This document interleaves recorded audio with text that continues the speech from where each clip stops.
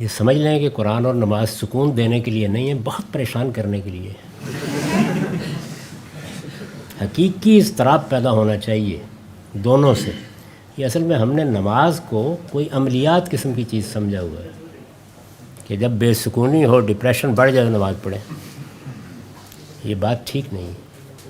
تو اس وجہ سے آپ قرآن مجید جب آپ پڑھیں گی تو قرآن تو سوالات اٹھا دے گا، مسائل پیدا کر دے گا، زندگی کا ایک دوسرا زاویہ سامنے لے آئے گا، آپ اس کو فالو کریں، یہ دیکھیں وہ کہتا کیا ہے۔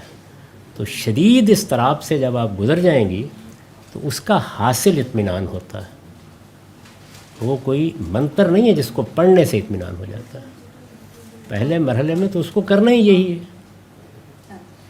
اور اسی طرح نماز کے بارے میں بھی یہ سمجھ لیں کہ جو 5 وقتہ نماز ہے جو ہم پر فرض کی گئی ہے وہ اصلاً حاضری ہے، اس میں خشوع میسر آ جائے تو اللہ کا شکر کریں، اس کی اصل اطاعت ہے۔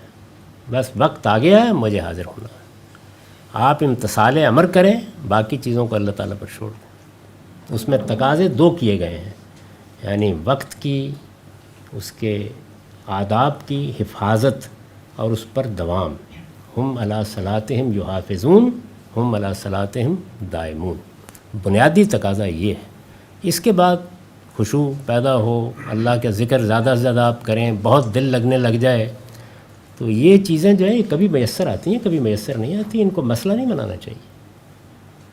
آپ کو بلا لیا ہے، اماں جان کہہ رہی ہوں کہ بیٹا ذرا 5 منٹ مجھے مل کے جانا، اور آپ کی نیکٹائی کی ناٹ بھی ٹھیک نہ ہو رہی اور بھاگ رہے ہو دفتر کے لیے، تو جانا ہی پڑے گا نا۔ تو پہلے مرحلے میں ایسے ہی جاتے ہیں اللہ کے حضور میں بھی، بلا لیا، بس اب کیا کیا جا سکتا ہے۔